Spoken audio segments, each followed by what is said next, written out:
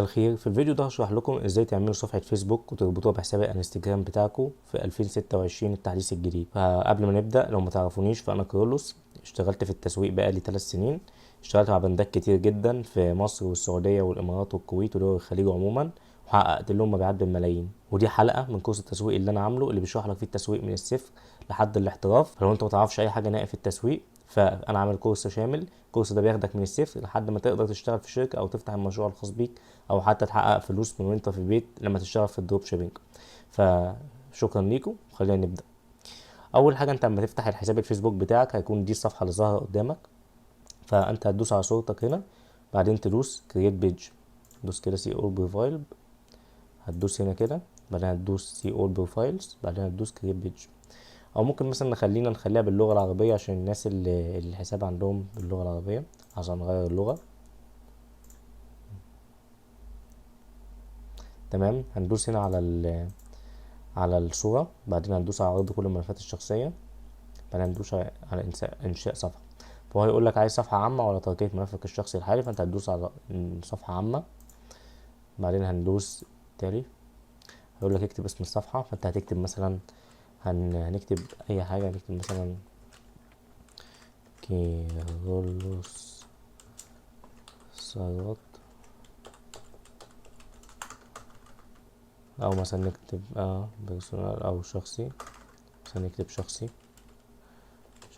او اي حاجه. انت تكتب بقى الفئه اللي هي ايه، اللي تكتب مثلا اي فئه بقى اللي هي الفئه. طبعا انت مثلا محل ملابس فتكتب هنا محل ملابس، او زي ما انت ايه انت عايز يعني. فانا هكتب هنا مثلا شخصيه عشان بس ما نطولش الفيديو. اكتب مثلا شخصيه اخباريه، مفيش مشكله، وتقدر كده تقدر تغيرها فيما بعد. وهدوس انشاء صفحه. هنا السيره الذاتيه دي لو انت عايز تكتب حاجه تظهر هنا تحت الصفحه، فيقول لك الان تم انشاء الصفحه. ماشي، فانت هتخرج من هنا كده وتدوس هنا، هتلاقي دوس عرض كل الملفات الشخصيه، تعمل ريفريش.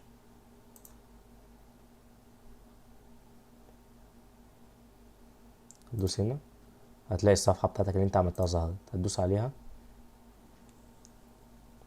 بعدين تدوس هنا تاني، بعدين تدخل على الصفحة. تقدر بقى من هنا تضيف لو انت عايز تضيف صورة، تضيف غلاف، تضيف اي حاجة فتقدر تضيفها، وتبدأ بقى ايه تضيف، تقدر تنزل بوستات والكلام ده كله. فاحنا كده يعتبر عملنا الصفحة. احنا بقى عايزين دلوقتي نربط الصفحة دي بانستجرام، نعمل حساب انستجرام ونربطها بيه. فاحنا هندوس على دلوقتي، انت اول ما توصل هنا، اول ما تفتح معاك ميتا بيزنس سيول، فانت تدوس ربط بحساب على انستجرام. بعدين يعني انت عندك حساب هتدوس على تسجيل دخول انستجرام. لو انت ما عندكش فهتدوس على انشاء ملف شخص جديد. انا انصحك لو انت ما عندكش ما تنشئوش من هنا، انشئه من هنا من انستجرام نفسه. يعني اطلع من هنا، اطلع من الاكونت بتاعك. لو انت ما عندكش فيظهر لك يعني تعمل اكونت، فاعمله من هنا. لو انت عندك فهتدوس تسجيل دخول على طول. تمام، عفوا. ماشي، فانت تدوس تسجيل دخول على طول انستجرام. هقول له متابعه،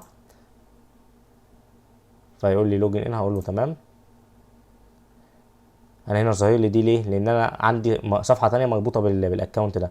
هو بيقول لي عايزه يفضل على نفس الصفحه اللي هي مربوط بيها الاول وتبديل صفحه. انا طبعا مش هعمل اي حاجه ان انا رابطه قبل كده. انت لو مش رابطه قبل كده فانت عادي بقى، انت هيربط معاك على طول. وبس يكون كده انتهى الفيديو بتاعنا. فما تنساش تشترك في القناه عشان تتابع كل الحلقات الجديده وكل التفاصيل تخص التسويق. واشوفكم فيديو جديد، سلام.